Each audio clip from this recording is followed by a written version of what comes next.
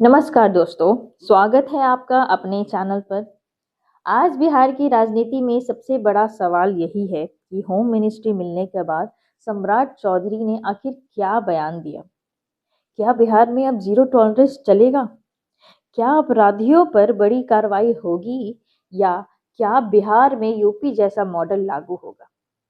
आइए इस पूरे सच को समझते हैं।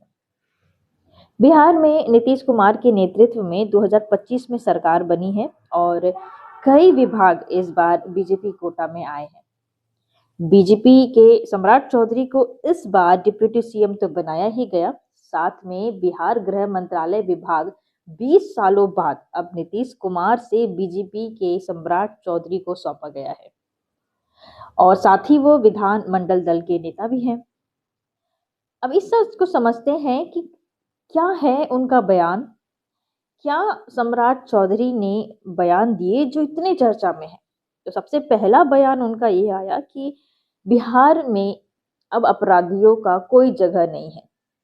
आप गैस सिलेंडर चुराओ या हत्या करो, हर अपराध पर एक्शन होगा और कानून सबके लिए एक जैसा होगा और अपराधियों को किसी भी नेता का संरक्षण नहीं मिलेगा। और ये बयान आते ही बेगूसराय में इसकी पहली एनकाउंटर की तस्वीर सामने आई, जिसमें कुख्यात शिवदत्त राय को बिहार एसटीएस और जिला पुलिस ज्वाइंट एनकाउंटर कर देती है। सम्राट चौधरी का दूसरा बयान ये है कि पुलिस के हाथ अब बंधे हुए नहीं हैं, अब उन्हें कार्रवाई की पूरी आजादी है। इसका मतलब ये है कि एसएचओ से लेकर एसपी तक जवाबदेही तय होगी।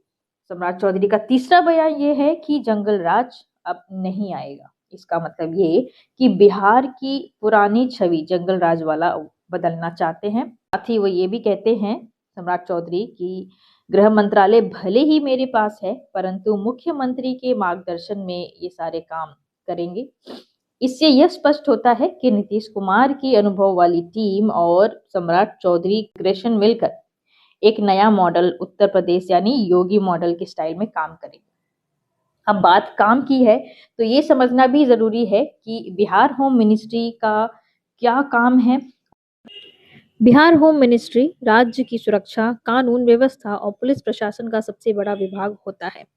होम मिनिस्ट्री डिसाइड करती है कि पुलिस काम कैसे करेगी, जिलों में एसपीडीएम कहाँ तैनात होंगे, बड़े अपराधियों पर क्या कार्रवाई होगी और राज्य के अंदरूनी सुरक्षा मामलों पर नीति क्या बनेगी। यानी राज्य की लॉ एंड ऑर्डर की पूरी चाबी होम मिनिस्ट्री के पास होती है।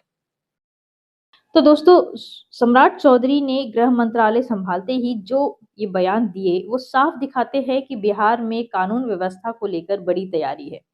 जीरो टॉलरेंस, टफ पुलिसिंग, तेज कार्रवाई और एक ऐसा सिस्टम जिसमें अपराधी कहीं छिप नहीं सकता। अब आने वाले महीनों में ये देखने वाली बात होगी कि क्या बिहार को लॉ एंड ऑर्डर व्यवस्था नई दिशा पकड़ती है। आपको क्या लगता है? टिप्पणी में जरूर बताएं। अगर आपको ये इंफॉर्मेशन अच्छा लगा तो लाइक करें, शेयर करें और कमेंट करके ये जरूर बताएं कि बिहार में आप क्या बदलाव देखना चाहते हैं।